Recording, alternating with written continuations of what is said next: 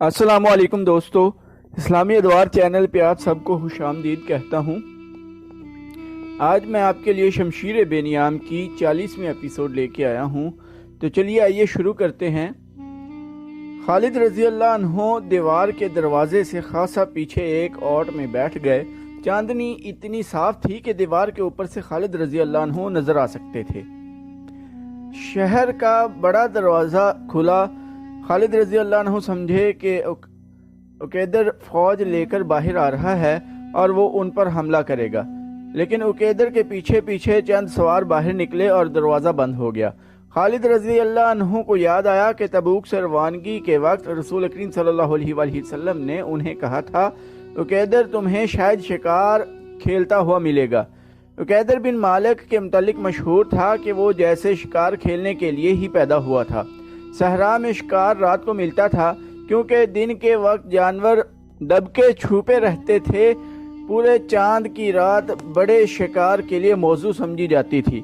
यह रसूल अकरम सल्लल्लाहु अलैहि वसल्लम की इंटेलिजेंस का कमाल था कि आप सल्लल्लाहु अलैहि वसल्लम ने दुश्मन की आदत और खसलतों का भी पता चला लिया था, और आप सल्लल्लाहु अलैहि वसल्लम ने खालिद रजी अल्लाह अन्हु को उकैदर के मुतल्लिक पूरी मालूमात दे दी थी। खालिद रजी अल्लाह अन्हु ने जब देखा कि उकैदर बिन मालिक चंद एक सवारों के साथ बाहर आया है, तो उन्होंने उसके अंदाज का पूरी तरह जायजा लिया।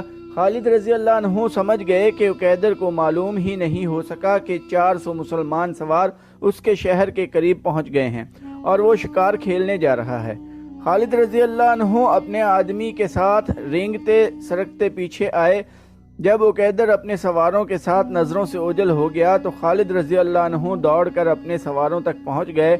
उन्होंने कुछ सवार मुंतखब किए। अपने तमाम सवारों को उन्होंने तैयारी की हालत में रखा हुआ था। वो सवारों के एक जैश को अपनी क़यादत में उस तरफ ले गए जिधर उकैदर गया था। खालिद रजी अल्लाह अन्हु ने यह ख्याल रखा कि उकैदर शहर से इतना आगे चला जाए कि जब उस पर हमला हो तो शहर तक उसकी आवाज़ भी ना पहुंच सके। रात के सन्नाटे में इतने ज़्यादा घोड़ों की आवाज़ को दबाया नहीं जा सकता था। उकैदर और उसके साथियों को पता चल गया था कि उनके पीछे घोड़ सवार आ रहे हैं। उकैदर का भाई हसान भी उसके साथ था। उसने कहा कि वो जाके देखता है कि ये कौन है। उसने अपना घोड़ा पीछे को मोड़ा ही था कि खालिद रजी अल्लाह अन्हु ने अपने सवारों को हल्ला बोलने का हुक्म दे दिया। उकैदर को खालिद रजी अल्लाह अन्हु और उनके सवारों की ललकार से पता चला कि ये मुसलमान हैं।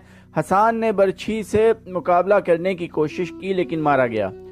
उकैदर अपने सवारों से ज़रा अलग था। खालिद रजी अल्लाह अन्हु ने अपने घोड़े को ईड़ लगाई और रुख उकैदर की तरफ कर लिया। उकैदर ऐसा बुखलाया कि खालिद रजी अल्लाह अन्हु पर वार करने की बजाय उसने रास्ते से हटने की कोशिश की। खालिद रजी अल्लाह अन्हु ने उस पर किसी हथियार से वार ना किया, ना घोड़े की रफ्तार कम की। उन्होंने घोड़ा उकैदर के घोड़े के करीब से गुजारा और बाजू उकैदर की कमर में डालकर उसे उसके घोड़े से उतार अपने साथ ही ले गए। उकैदर बिन मालिक के शिकारी साथियों और मुहाफिजों ने देखा कि उनका फरमारवा पकड़ा गया और उसका भाई मारा गया है, तो उन्होंने खालिद रजी अल्लाह अन्हु के सवारों का मुकाबला करने की बजाय भाग निकलने का रास्ता देखा। वो ज़मीन ऐसी थी कि छुप कर निकल जाने के लिए नशेब, खड़ और टीले बहुत थे। उनमें कुछ जख्मी हुए लेकिन निकल गए।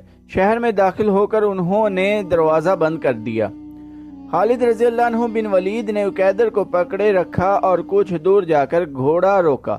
उकैदर से कहा कि उसके भाग निकलने की कोई सूरत नहीं। उन्होंने उसे घोड़े से उतारा, खुद भी उतरे। क्या तुम अपने आप को नाकाबिले तस्खीर समझते थे? खालिद रजी अल्लाह अन्हु ने पूछा। हाँ, मैं अपने आप को नाकाबिले तस्खीर समझता था, उकैदर बिन मालिक ने कहा, लेकिन तूने मुझे अपना नाम नहीं बताया। खालिद रजी अल्लाह अन्हु ने जवाब दिया, खालिद रजी अल्लाह अन्हु बिन वलीद। हाँ, उकैदर ने कहा, मैंने ये नाम सुना है। यहाँ तक खालिद रजी अल्लाह अन्हु ही पहुँच सकता था। नहीं उकैदर, खालिद रजी अल्लाह अन्हु ने कहा, यहाँ तक हर वो इंसान पहुँच सकता है जिसके दिल में अल्लाह का खौफ है और वो मोहम्मद सल्लल्लाहु अलैहि वसल्लम को अल्लाह का रसूल सल्लल्लाहु अलैहि वसल्लम मानता है। मेरे साथ क्या सलूक होगा? उकैदर ने पूछा। تیرے ساتھ وہ سلوک نہیں ہوگا جو تو نے ہمارے رسول صلی اللہ علیہ وآلہ وسلم کے ایلچی کے ساتھ کیا تھا۔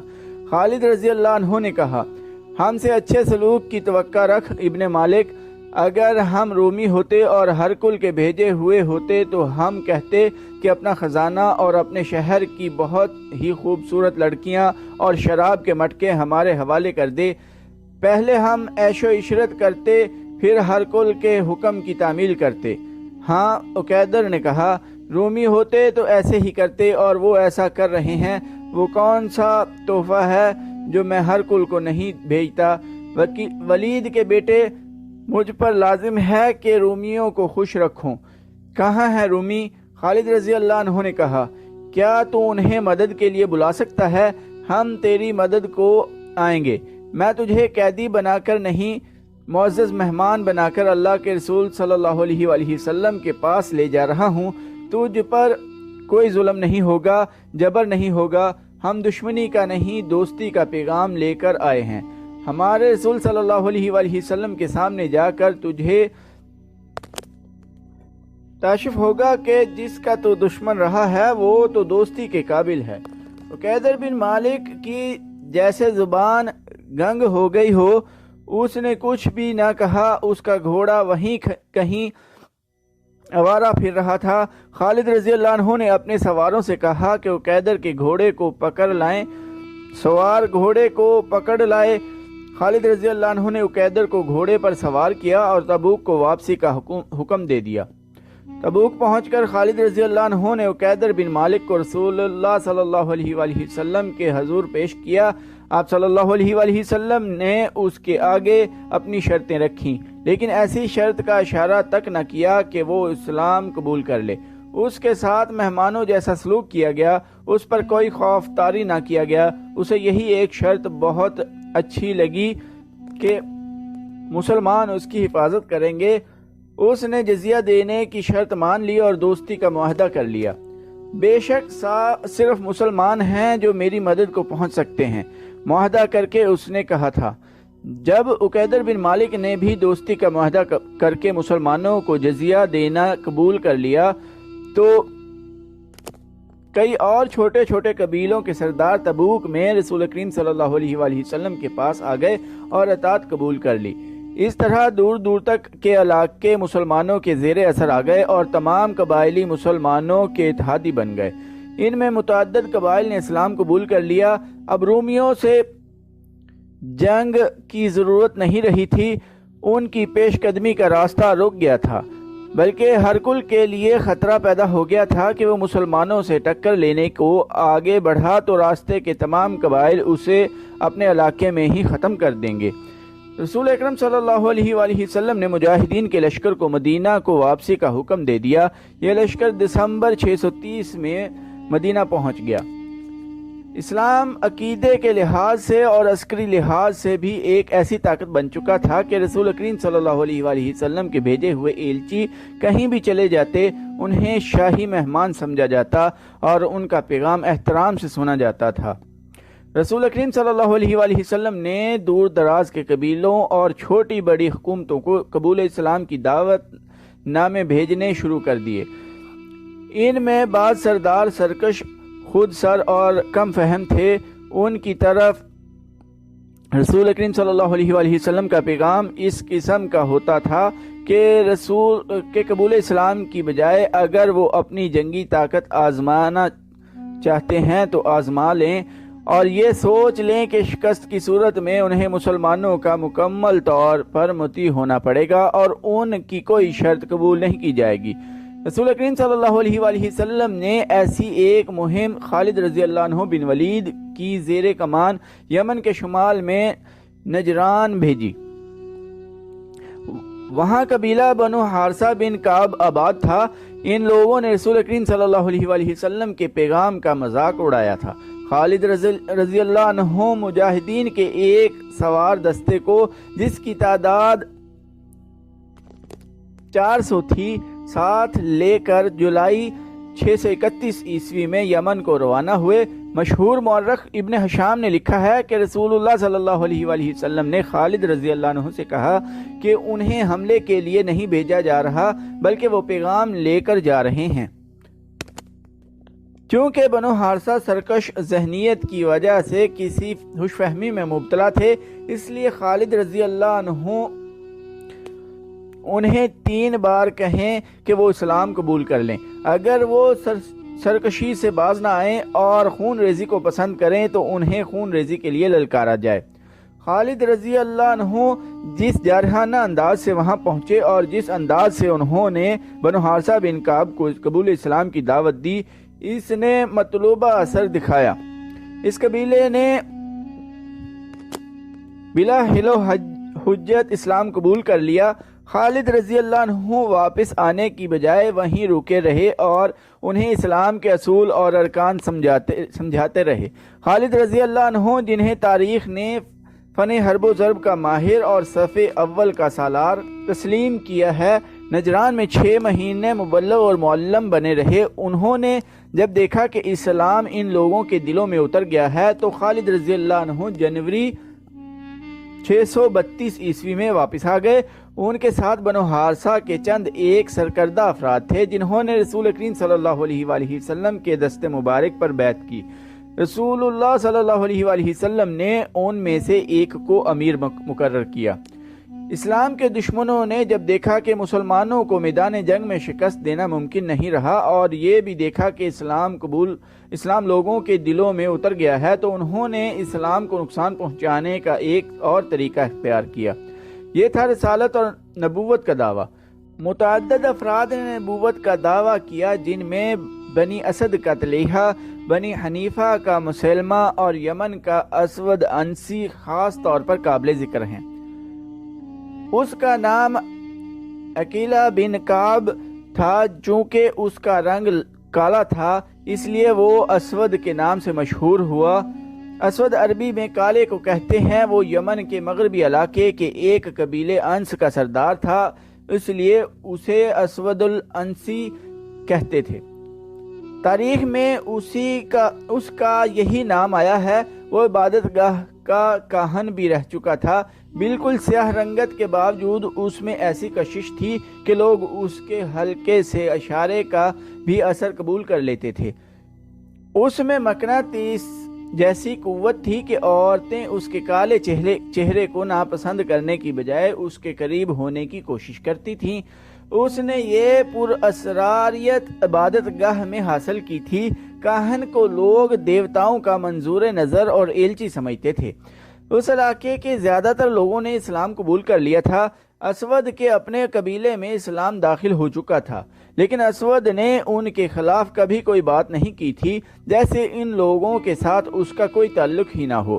بعض مورخین نے لکھا ہے کہ وہ خود بھی مسلمان ہو گیا تھا۔ اس وقت یمن کا حکمران بازان نام کا ایک ایرانی تھا۔ ایران کا شہنشاہ خسرو پرویز تھا۔ رسول کریم صلی اللہ علیہ وآلہ وسلم نے دور کے ملکوں کے چند بادشاہوں کو قبول اسلام کے خطوط لکھے تھے، ان میں شہنشاہ ایران بھی تھا۔ اسے خط دینے کے لیے رسول اللہ صلی اللہ علیہ وآلہ وسلم نے عبداللہ رضی اللہ عنہ بن حذافہ کو بھیجا تھا۔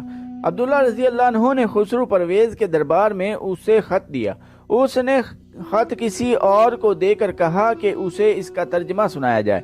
اسے جب خط اس کی زبان میں سنایا گیا تو وہ آگ بگولا ہو گیا۔ اس نے غصے سے باولا ہو کر خط کو بری طرح پھاڑ کر اس کے پرزے پھینک دیے اور عبداللہ رضی اللہ عنہ بن حذافہ کو دربار سے نکال دیا۔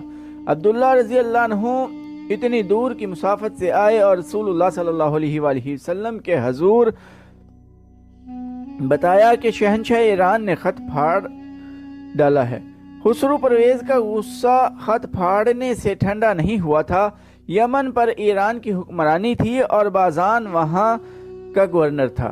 شہنشاہ ایران نے اپنے گورنر بازان کو خط بھیجا کہ حجاز میں محمد صلی اللہ علیہ وآلہ وسلم نام کا کوئی آدمی ہے جس نے نبوت کا دعویٰ کر رکھا ہے۔